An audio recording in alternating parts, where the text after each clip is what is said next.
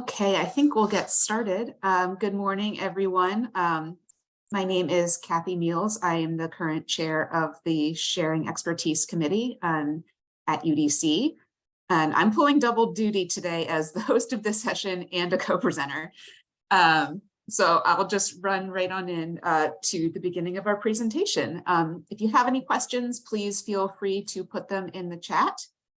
Let's see here. Let me just pull up my notes here. So thank you all for coming. My colleague Megan Kowalski and I are going to share today about an ongoing research project that we're doing. Our session is called Where Do We Come In? Faculty Research Assignment Design and Implications for Librarian Practice. So we'll introduce ourselves very quickly. I've introduced myself. I'm Kathy, Assessment and Reference Librarian at UDC. I use she, her pronouns. And I'm Megan Kowalski. I'm the Outreach and Reference Librarian at UDC. I also use she, her pronouns. We also want to give a shout out to Faith Rusk. She used to be our information literacy librarian here at UDC, but she is now the lower division research assistant and instruction coordinator at San Francisco State University. She couldn't be here today because she is in Italy, but eating lots of gelato on our behalf, but she is an integral research or a team member on our research team. And so she says hi.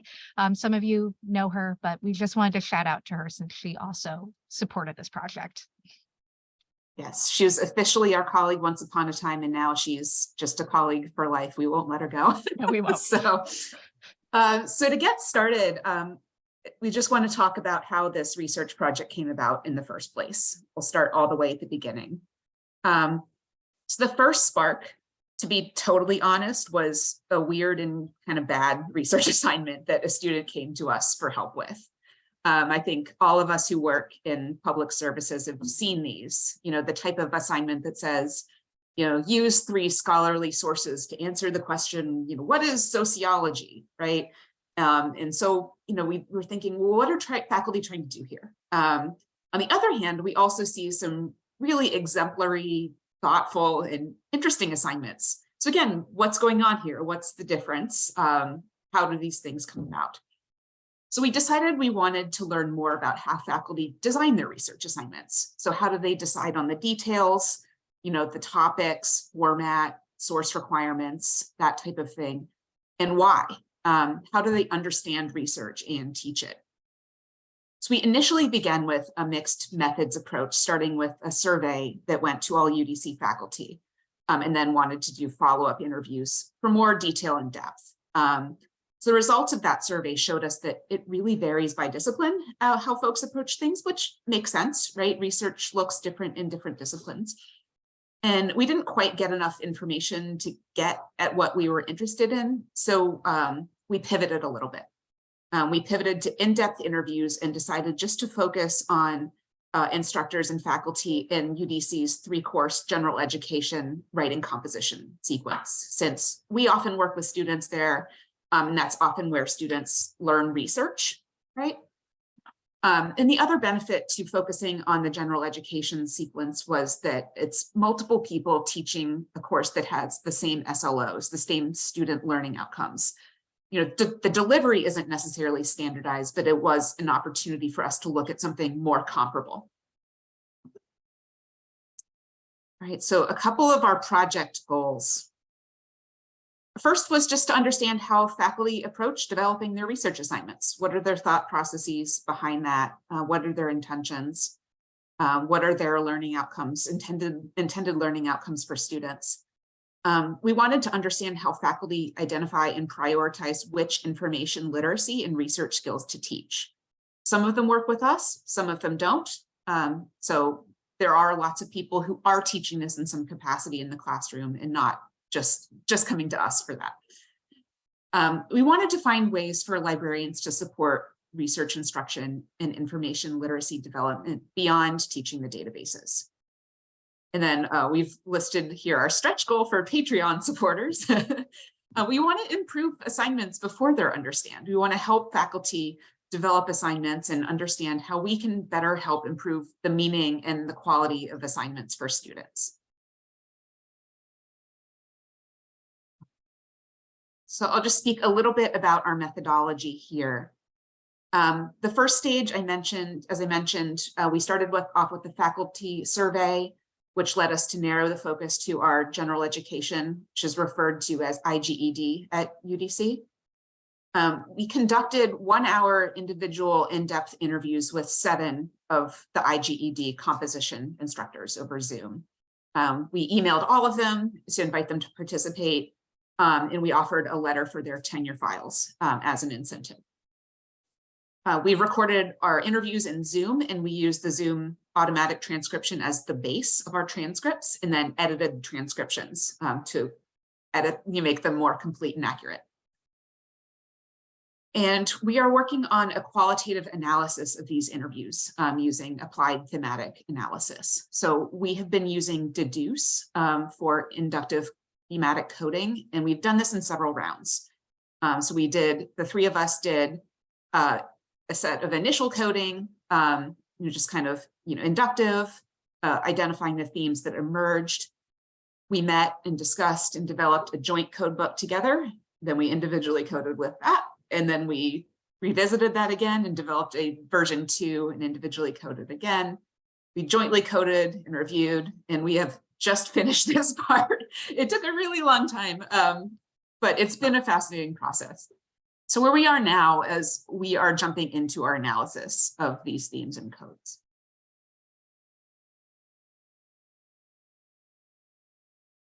So we're in the analysis stage, and we're taking a deeper dive into some of this, but we do have some kind of initial themes and findings to share based on, the amount of time that we've spent with these interviews and the work that we've done so far. So a couple of things.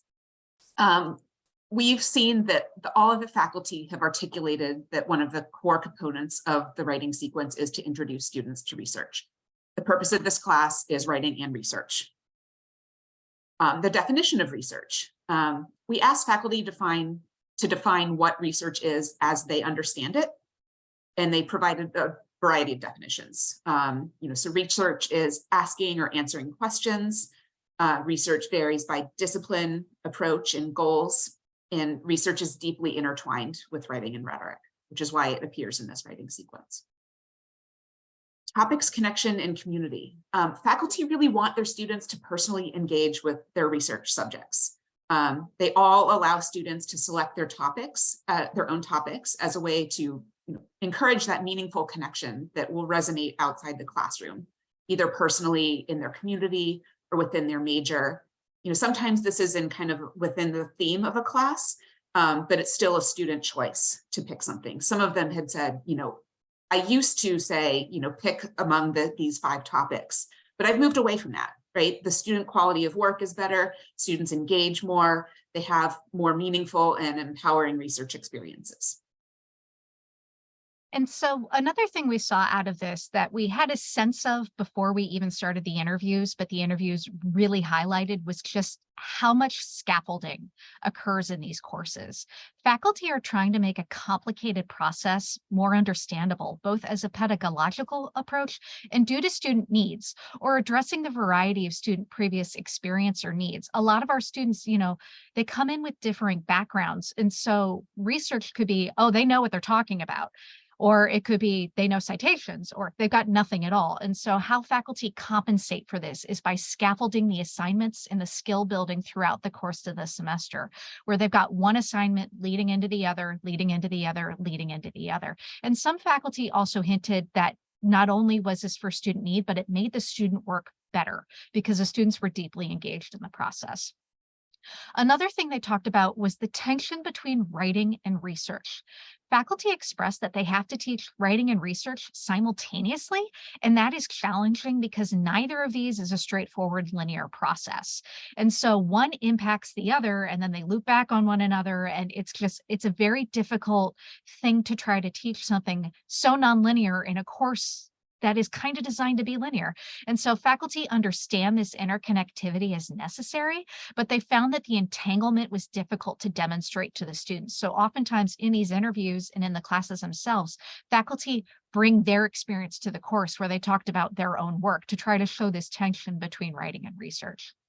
Another thing faculty discussed was the challenges, and these were both structural and institutional. The faculty in our study all taught in the same general education program and expressed similar challenges with providing writing and research instruction. First, there are silos between courses and programs, which means faculty are unsure about the foundational knowledge students arrive with and what might be covered in future courses. So this means that faculty assume they have to teach everything, and they mean everything, all of the writing, all the grammar and mechanics, and then all of the research skills necessary to complete a research assignment. And since this is a required course, it means that the course is trying to teach too much in one single composition course. Faculty are expected to cover both writing and introductory research and feel that they must show the entirety of the process since students enter their course with a range of previous research knowledge and experience. And so what does this mean for librarianship? As librarians, we aim to better support our students and faculty in all areas of research and information literacy. And the goal of this project is to improve our services in those areas. Librarians are often called to teach the databases. We have literally had faculty members come in and say, I want you to teach Academic Search Premier or JSTOR. That's what they think of when they think of librarians coming into their courses. But the findings of our study suggest we should also provide more meaningful support in specific areas for student research learning. So in the future, we as librarians here at UDC are going to seek to amplify the library's role in supporting critical reading of material and how and why to evaluate information. Almost everyone in our study discussed how critical evaluating information is these days, not only because the internet has changed research, but because now with things like AI, misinformation, there's just a lot out there. Students are overwhelmed, so they need to understand not only what they're seeing is truthful, but how how it can be useful for their specific assignment. We also want to look at how librarians can provide instruction of transferable skills for lifelong learning, such as identifying information needs and the role and type of different information, both the formats of it and the content of it. And this ties in directly with the SLOs of these courses.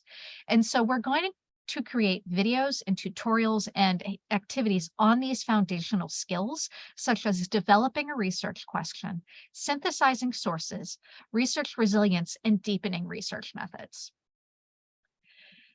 And so what will we do now? We have a lot on our plate already, but there are certain things we're going to prioritize as we move forward in this. So first, we're going to focus on faculty professional development. Oftentimes, faculty, again, come in to ask us to teach the databases. And that's partly because they don't understand how much more we can do as librarians to support their work in teaching their students these critical skills. And so upcoming in our August professional development that all faculty are required to attend, we are going to try to build in some information about this study and the implications for information literacy instruction. We are also going to work with the Center for the Advancement of Learning to put on a webinar series directed towards faculty about what we've learned. So we can clip it down to these foundational skills, how faculty can incorporate their classes, and how librarians can support. We're also embedding many of our librarians in our iGED writing course sequence so that the librarians are there on hand to provide support at the moment of need. We are also going to focus this on the student side of things. So we're going to do a fall webinar series about these essential research skills, and then we will take parts of those webinars and turn them into snippet videos on explicit instruction skills. So what we've learned while we've been going through this is our faculty explicitly teach certain skills, and we want to support those skills by providing videos so they don't have to do things from scratch. And we're also going to incorporate new modules into our Library 101 Blackboard course. And this is a self-paced asynchronous modularized course within our Blackboard system that students can enroll in on their own, or faculty can ask to have their students enrolled in. And so we're going to create new modules based on what we've learned here. And related to this, UDC is a small urban land-grant institution, and we're an HBCU. We are very interested on what sort of project or what this project would look like at other institutions. And so we might put out a call for action in the consortium to see if anyone would be interested in joining us to, expand this project at their university. We're just intrigued to see what is the difference? Do faculty conceive of this differently at other institutions, or is it pretty much the same from institution to institution? A couple other things to mention here is just the amount of the research assignments themselves varied, right? Some folks are very wedded to the research paper as the ultimate outcome, and others say this needs to look a little bit different for students, right? So, they're teaching research, right? But the final outcome might look a little bit different depending on the instructor's perspective. A lot of them mentioned, they weren't necessarily trained to teach research. They have an English lit background. They weren't necessarily trained on writing pedagogy either. So they articulated the sort of learning to teach research as they taught research, extremely iterative design in their assignments. And the other thing too that I thought was really interesting and really great was that faculty brought up without prompting just the appreciation that we were doing these interviews, right? That they had an opportunity to step back and reflect on the research side of what they're teaching. And hopefully we'll continue those conversations and become a closer part in collaboration with the assignments as well. Yeah. And so what's up next in our analysis now that we've done a year's worth of coding? And if I never see a code book again, I'll be happy. If anyone tells you qualitative data coding is fun, I have questions. So first, now that we've done all this coding, what do we do with it? Well, we want to look at the dominance and frequency. So what codes do all or most of our faculty express within these interviews? And, what rises to the top, but then also just what do they say a lot over and over and over again? We want to look at that information. And then we want to look at the co-occurrence of the codes. So what SLOs are tied to what assignment? Almost everyone is doing an annotated bibliography. So what is the point of that? What SLOs are assigned or, tie into that specific assignment? We also want to look at the overlap between student difficulties and explicit teaching. So if, faculty are saying, students have difficulty with citations, do we then see a co-occurrence where they say, so I teach citations? And then what explicit teaching is taught by a professor versus what is taught by a librarian? And so deduce co-occurrence analysis covers any overlap within these codes. So it'll show us, is there a direct overlap or do they just overlap slightly when they're expressing these ideas? Mm-hmm. And then we want to look at what assignments and teaching approaches do they use for X thing, how do they teach citations? How do they teach evaluating resources?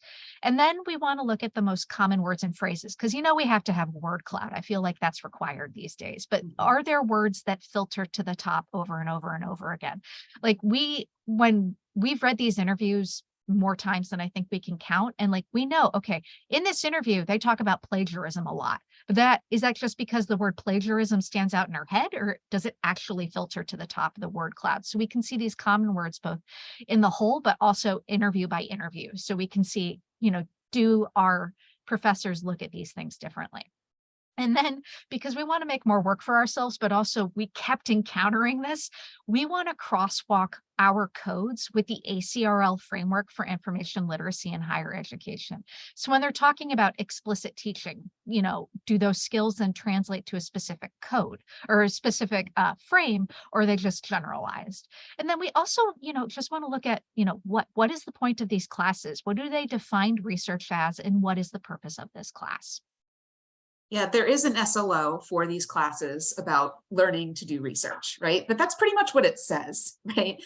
So, some folks articulated the limitations of that, right? What do we mean by research, right? How do we narrow that down a little bit? I just want to mention a little bit in terms of the general categories of codes, like what we coded for.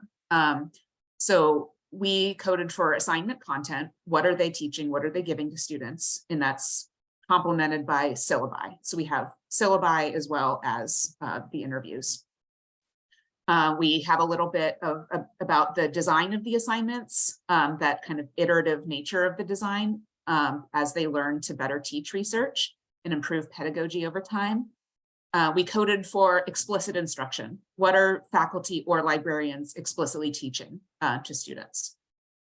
We looked at rationales for scaffolding. We've looked at different student learning outcomes, both the ones that are officially listed in the course and others that seem to have risen to the top.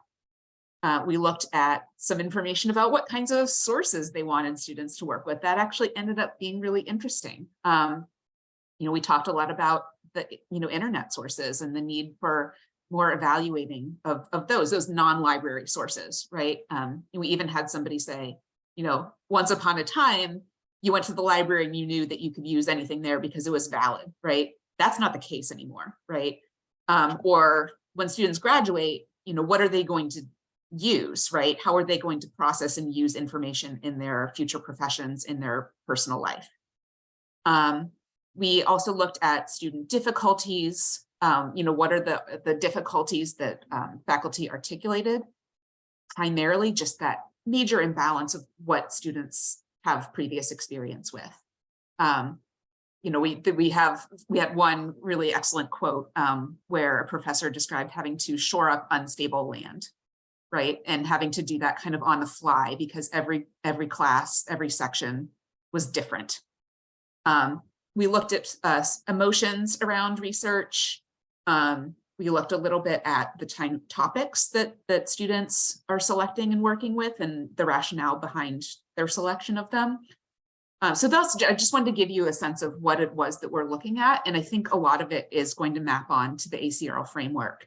And we thought about doing that because that makes it a little bit more intelligible to librarians, right? And a little bit more kind of not just the UDC learning outcomes, but also something that kind of is common across our profession. So that's what we're working on right now. I think one of the things that I think is going to rise to the top is, in terms of frames, is scholarship as conversation, which, to some extent felt a little surprising because I think oftentimes the scholarship as conversation frame feels very kind of elevated, graduate level, like academic discourse, that kind of thing. But in these classes, they're teaching both writing and research, right? It makes sense that the combination of rhetoric and research fits neatly with that frame of scholarship as conversation. And faculty really want students to develop their own voice, right? Part of that outcome for writing. They want them to understand themselves as researchers and scholars. So, when we thought about it a little bit more, we said, oh, okay, that makes a lot of sense. But we'll be working on that kind of combination of our codes and the ACRL framework. Yeah, and just to reiterate what Cassie said, like one of the things that filtered to the top a lot was faculty saying just how hard it was to encourage students to express their own opinions and thoughts, both in terms of writing, but then also what they thought about what they were reading. And this is one reason why we're interested in seeing, does this translate? Do we see this filter to the top at other universities? Or is it simply because as an HBCU, there's sort of a social justice, basis that goes into all of our courses? Our faculty express how much they want their students to know that their voices matter and they can express them. And so, one of the things we coded for was faculty emotions, and we were very excited to see how much our faculty talked with their students with pride. Like they were happy when they saw the students get it, when they saw it click. Like these were heartwarming interviews simply because of just how happy our faculty were that they're like, yes, my students got it. Look at them go. And they were just happy to see them take that forward once they left this class. And so, yeah, this was a great project to see that. I think the other thing in terms of expanding to other universities too is, we had some faculty members reflect on their own experience learning research, and they came from a variety of institutions, of types of institutions as undergrads, right? And so, some described, okay, I had some support. Mostly they described you're on your own, right? And one professor who went to a liberal arts college, and this experience mapped onto my own, was that, it was kind of, the professor put you in a room and said, okay, you guys are smart, figure it out, right? And there wasn't really explicit teaching of any of those skills. There was an assumption that everybody already had that. So we think it'll be really interesting to see how different types of institutions with different types of student populations approach this. So that segues nicely into sharing our work. So we want to publish in library literature about our findings and the practical information or practical implications for librarianship, but we would also look at publishing in teaching journals, because librarians working for librarians is great, but what we have learned has had implications for general education and those intro English courses. Like, how do you teach these things? How do you approach it? This is what we found. Maybe you need to consider this in your work when you're developing your courses.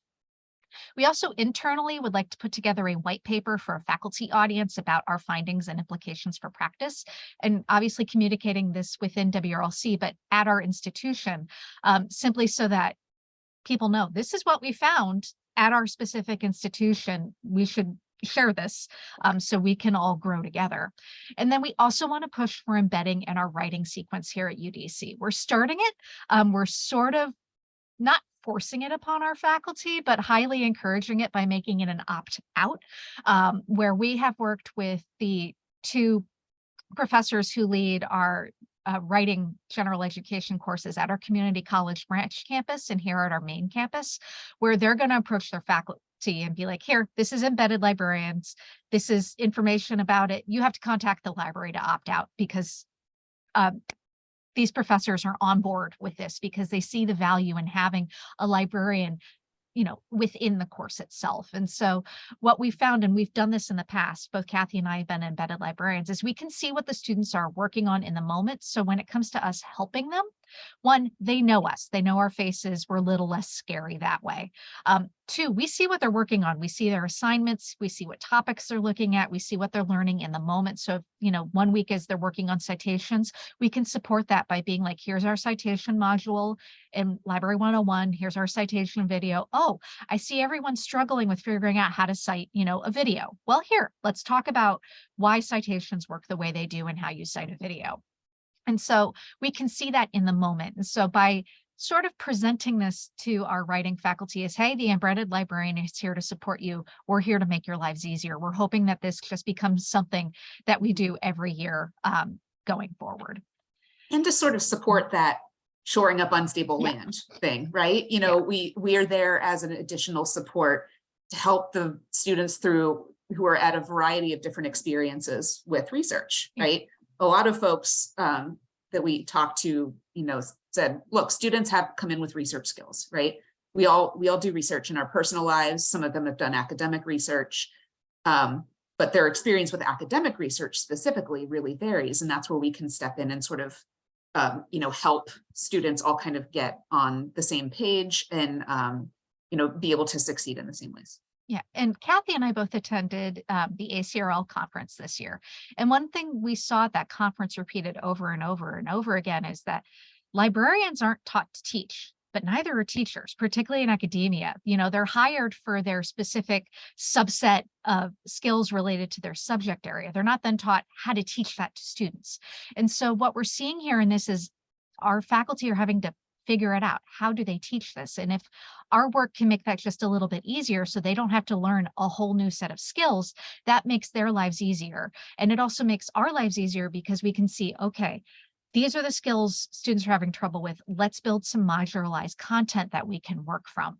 And then that way we can hit the students at the point of need of, hey, you're working on this, here's what we have. And so we're not all trying to learn how to teach on the fly, as the case has been in most of academia. And so that's just been interesting to see, how this project has worked out.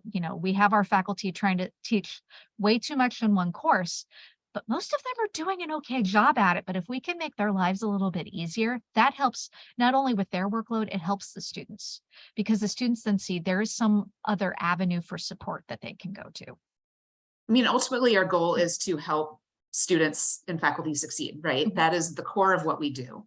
And we think we've learned some really interesting things about how we can do that better. So now we're happy to take any questions about this, or if anyone wants to share stuff they've seen like this at their universities. Speaking of scholarship as a conversation. And if you are interested in, kind of a collaboration on expanding this to different types of institutions, please reach out. I think, that's something that a couple of folks that we talked to expressed some interest in, right? What does this look like somewhere else? Dropping Kathy and I's emails in the chat. Yes, Hannah. Hey, thanks. I have a question. Do your writing faculty, do they have to use the writing program administrators' outcomes in their learning outcomes? So there is a set of standardized SLOs for each of these classes. How faculty carry them out or approach them tends to vary. It's not really standardized in any way. And part of that, I think there will be some movement towards standardizing it a little bit, but they do use common assessments. There is a common assessment rubric that they use for final products, whether that's the research paper or some do a podcast or a video. So yeah, that I don't know if that quite answers your question. Does it answer your question? I guess I've always, in a former life, I was in I also have a background in writing studies, and I have taught freshman rhetoric and advanced composition at the college level. I've always been struck. So the writing program administrators, they have a document, I posted into the chat, of their own outcomes, like of what you need to accomplish in first year writing. And they've always been struck kind of putting on both hats, first as like a writing studies professor and as a librarian, of how the ACRL framework, how it overlaps with the writing program administrator's outcome statement, like how there's a lot of synergy between the two. Yeah. And so I was just kind of curious if your faculty are required to incorporate these outcomes in their own learning outcomes, because you said you were going to potentially look at the framework and see how your the codes match onto the framework. I was just curious if you're also going to look at these outcomes from the WPA and then see kind of the overlap of the framework and the outcomes, if that makes sense. Yeah, I think not really. I mean, the primary learning outcome for these classes says something like learn to effectively research, right? Which is very vague, and so one of the things we want to be able to do is share a little bit more about that framework with faculty so that they see that kind of overlap, right? The audience for that kind of thing would be librarians to some extent, but also teaching, writing faculty. Because I think that would be, we did a webinar series here at UDC about the ACRL framework and what it means for, what the implications for teaching. And got some really good feedback on it. So I think that might be a way to kind of elevate that and bring that up into people's consciousness a little bit more as they think about both the standardized learning outcomes, but also what they kind of want to add and what they mean by, effectively learn to research, right? Yeah. What was interesting in this, particularly when we started thinking about how to tie it into the framework, is that the framework is incredibly theoretical. And we're looking at these explicit skills. So what explicit skills, then tie to this theoretical framework? And when we sat down to try to code that, we kind of had to give up for a little bit because it was breaking our brains, and we're going to go back to it. But it's because something's so theoretical, but there are explicit skills inherent in that. So what does it mean, to evaluate information? There are skills to that. And so trying to figure out how faculty approach that is part of the reason why we're looking at this theoretical framework. Yeah.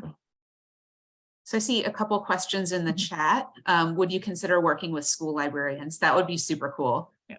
Right. I think, not all of UDC students, to be sure, come directly out of high school. I think it would probably be fair to say the majority of them don't.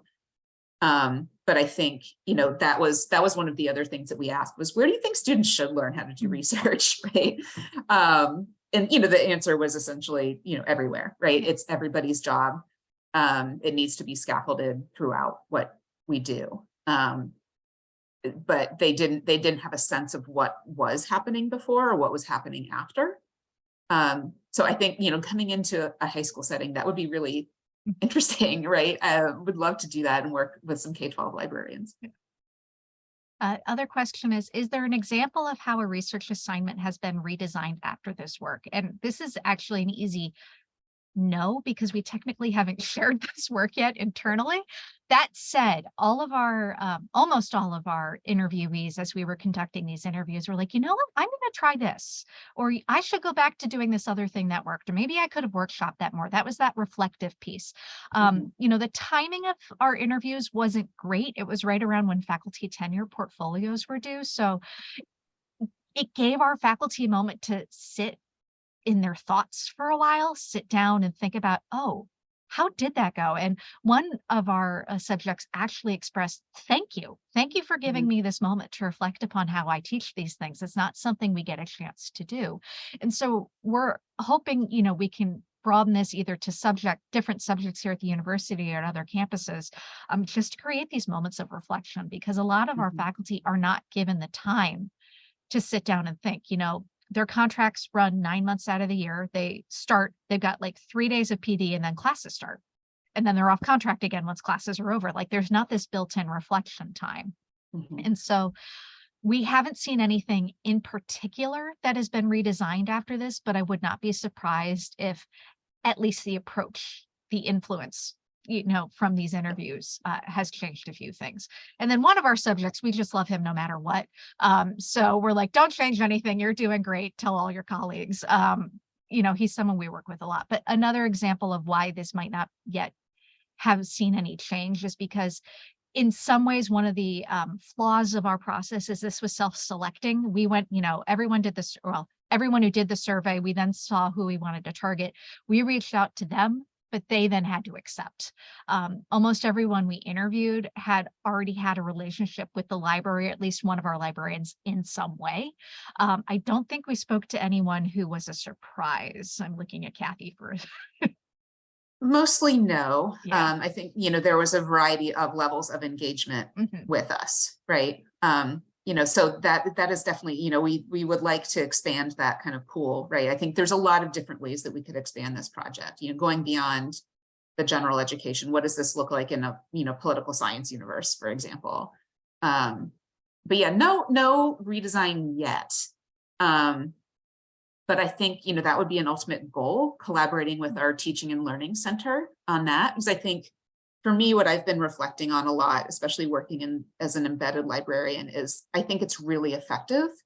It requires, you know, one-on-one work. So it's for us, it's feasible to do it in our general education program. We could not do it. We could not scale it to the entire university, obviously, right?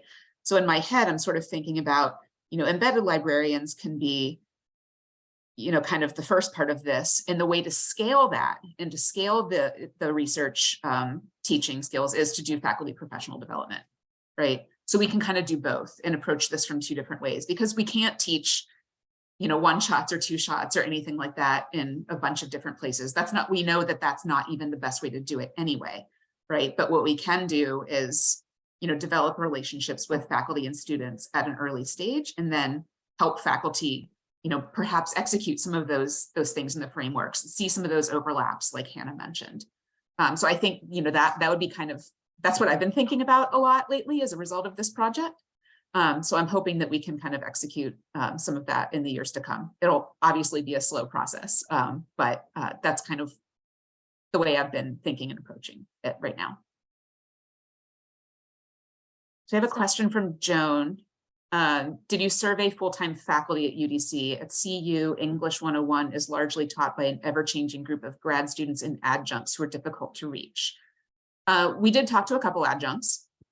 You know, there was kind of, there's a couple adjuncts who are kind of like frequent flyers is not the term I wanted to use, but they're there a lot, right? Yeah. We don't have as much kind of churn in that instructor base as I think other schools might. So that's an important thing. That might be, you know, how something varies at a different institution. That would be worth looking at. Yeah, and I think even one of ours was classified as a visiting professor for a little bit.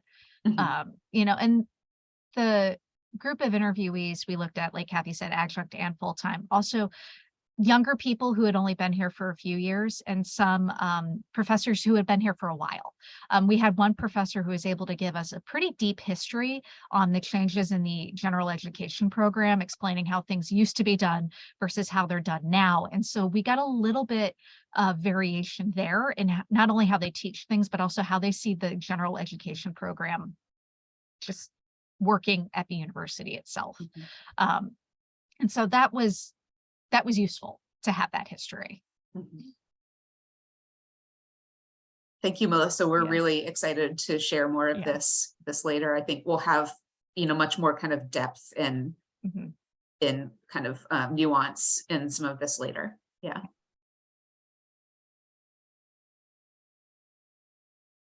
So the section of our research journal that is ideas for articles we want to publish is growing far too large. We'll get there.